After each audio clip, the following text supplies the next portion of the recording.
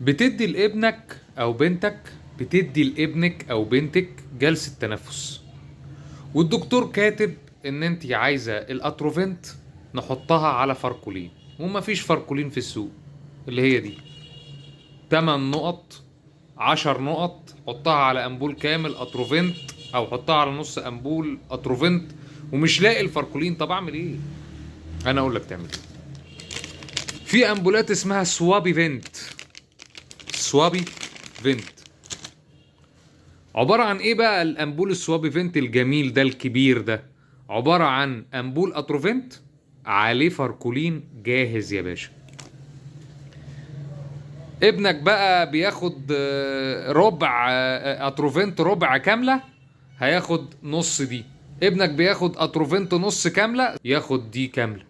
بس خلاص، حطينا الاتروفنت والفاركولين في امبول واحد، وقسمه يا معلم زي ما انت عايز.